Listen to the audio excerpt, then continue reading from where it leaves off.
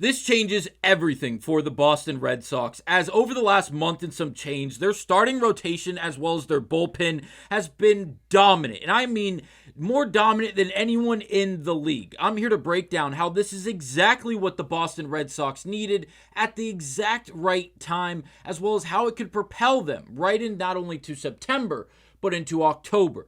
We'll break down all of that on this episode of Red Sox Digest. But first, before we get to the news and information, please do remember, if you're a part of the percentage watching this video, not currently subscribed, scroll down, click the subscribe button, help us hit a goal of 5,000 subscribers. We do appreciate the love and support, so thank you guys. But now let's get to it and break down how this is exactly what the Boston Red Sox needed, and it couldn't have come at a better time. Now, as the standings currently sit, the Red Sox are fourth in the AL, only behind the Astros, the Blue Jays, and the Detroit Tigers. Now, in the AL East specifically, obviously the Red Sox are only behind the Blue Jays, a half game ahead of the New York Yankees. After a 3-1 series win over those New York Yankees, it felt like they were in a position of power. Now going into another in-division rival matchup against the Baltimore Orioles, the Red Sox have not slowed down as they have walked into Baltimore and have taken the first two of this season series. And the last one comes on the back of Lucas Giolito. This guy was simply phenomenal. And I have to give credit to Lucas because I wasn't that high on him when this season started. And ever since, early stages of June, late stages of May, he has been just phenomenal. He's been lights out. He's been one of the best pitchers in all of baseball, and it feels crazy to say, but last night he solidified his overall abilities and just what he has done over the last month and some change with another dominant performance. He went 8 full innings. He did not give up any runs, earned or not. 4 hits, 8 Ks. He only walked one guy. On 104 pitches, he threw 69 of them for strikes, which breaks down to 66% of his pitches thrown for strikes. Just dominating guys, throwing right at them, not scared of anybody, going right at these guys and getting outs, collecting innings, and just being dominant. And he's not the only guy. As for the rest of the starting rotation, Garrett Crochet needs no introduction as he's having a career year with a career high in innings pitched, strikeouts. He's just dominant. And ever since he's been acquired by the Red Sox, the standard has been very, very high, and he's done nothing but exceed all expectations, as Lucas Giolito has in himself. Now, obviously, the standard was not at the same level for Giolito and Crochet, but again, the idea is the same. Exceeding expectations and being dominant.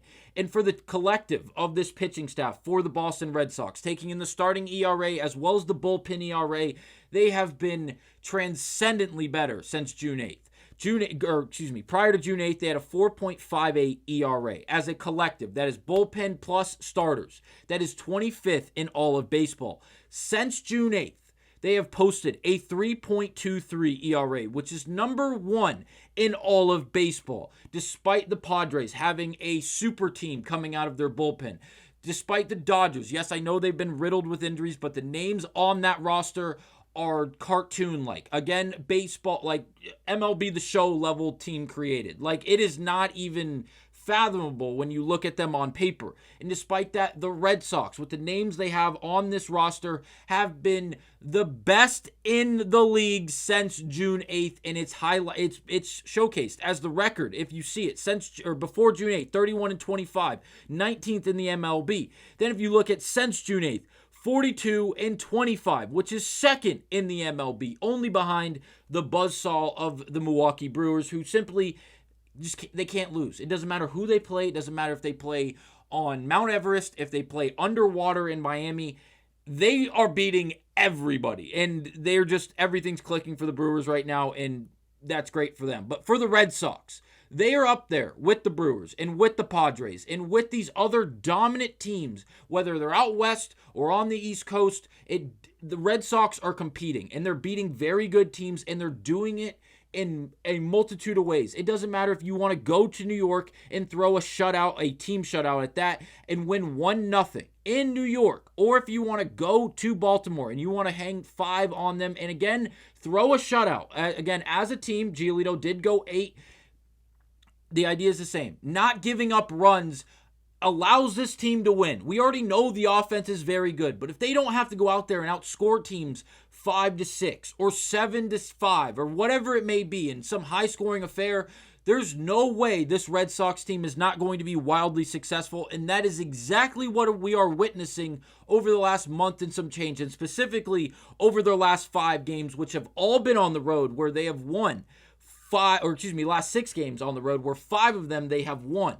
They are dominating, and it's not just in Fenway, it's on the road. It's not just because they're outscoring guys or teams 12-10. They're going out there and they're getting great pitching performances, whether it's from their ace in Garrett Crochet, their number 2 guy in Brayan Bello, or if it's their number 3 or 4 guy in Dustin May or Lucas Giolito. They are dominating, and it doesn't end there. If you look at the bullpen, they have been one of the best in all of baseball, led by a 37-year-old Aroldis Chapman, who has been arguably the best closer in all of baseball. And that may seem crazy to say, that may be crazy to think about. It's accurate. Look at his underlying metrics. Look at his overall stats. Watch him pitch. He's unhittable. It doesn't make sense. How does he continue to throw this hard and this well at this age for this long? He's been in the league for 100 years now. Back when he was with Cincinnati, throwing 105.5 miles per hour and taking hair off of Andrew McCutchen's face because he goes up and in. He is still doing it 1,000 years later, now in Boston. And it doesn't matter if it's against the Yankees and Aaron Judge and Giancarlo Stanton and Jazz Chisholm and all these scary hitters that the Yankees have. Or if it's against the Baltimore Orioles or anyone that, it doesn't matter. Aroldis is going out there and he is getting 3 outs. He's closing the door, and it doesn't matter what the scenario is, what team he's playing against. He is lights out. And I'm so happy that he's in a Red Sox jersey, because no one expected him to be this. I remember saying when he was brought into this Red Sox team and there was conversations about going out and acquiring another closing pitcher, there was a lot of comments that said there's no way Aroldis is going to be the guy closing out games for the Red Sox. He's 37. He's going on almost 40 years of age. We cannot rely on this guy. Well, newsflash, the Red Sox have been relying on him, and he's been nothing but dominant. If you look, I don't know if there's a better baseball savant page in all of baseball for a closing pitcher or any type of pitcher for that matter. Yes, Tarek, yes, Garrett Crochet have great baseball savant pages. But look at Aroldis Chapman. 100th percentile, not in one category, but more than one. Expected ERA, 100th percentile. Expected batting average, 100th percentile. 98th percentile in fastball velocity, 92nd percentile in chase percentage, 99th percentile in whiff, 99th percentile in K percentage, 96th percentile in extension. This guy is doing everything right, and it doesn't end there. Herbo, if you don't know who this is, he gets every major stat, every major data point for ESPN, specifically Get Up and the Pat McAfee Show and all those ESPN hosted shows. He's the source of all these data points. And on his most recent podcast, where he's going through things with Buster Only, he's going through the dominance of Aroldis Chapman. He goes through a lot of talking points. I will tag this down below so you can watch the entirety of this 2-minute clip of Herbo talking about it. But I'm going to paraphrase very, very lightly and break down some of the main stats. Aroldis is in a class of very few. That's not an exaggeration. Like Eric Gagne, Aroldis Chapman, Craig Kimbrell. That's the only comparisons we really have. And mind you, Gagne won a Cy Young the year he did it, just for perspective. Now, minimum of 40 innings pitched. If you look, his OPS in high leverage moments, 1.19. His OBP is sub 1. It doesn't even make sense how good Aroldis Chapman has been. It really doesn't. The stats are cool. The numbers don't even make sense when you compare him to other guys and other stats that you witness day in and day out. Overall, it's just ridiculousness that Aroldis has been this good, and it's resulted in great wins for the Red Sox, 1-run wins. The Red Sox were losing earlier in the year. They absolutely did not need to lose, and because of that, Aroldis has finally I shouldn't say that, but I should say the Red Sox bullpen as a whole, as well as the starting rotation, has fully really found their groove, and it's resulted in the best baseball played by this Red Sox organization all year long, and it could not come at a better time as we walk into September. Overall ERA is 3.29, first in the MLB. The starter ERA is 3.23, the first in the MLB. And the reliever ERA is 3.39, which is the first in the AL and third in the MLB as a whole. That is since June 8th.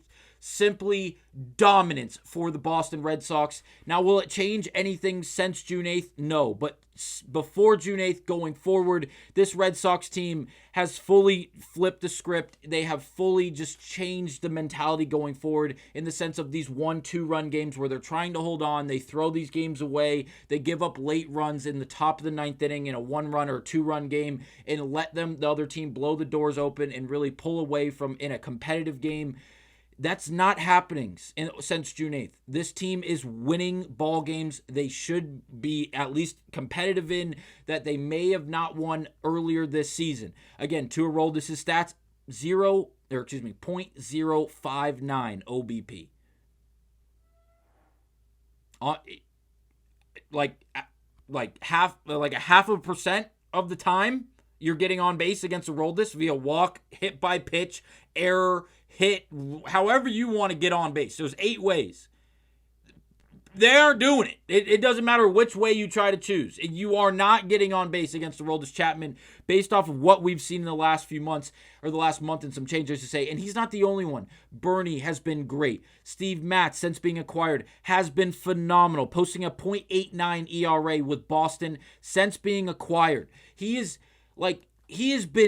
whole Red Sox bullpen has been dominant. This is awesome. I'm speechless. I never thought this Red Sox bullpen, as well as the starting rotation, would be as great as it's been up to this point, and I could not be any happier to be wrong. Let me know down below your overall thoughts and opinions on this entire conversation, what your overall thoughts and opinions are on this rotation, as well as the bullpen for this Red Sox team, and I will see you guys on the next episode of Red Sox Digest.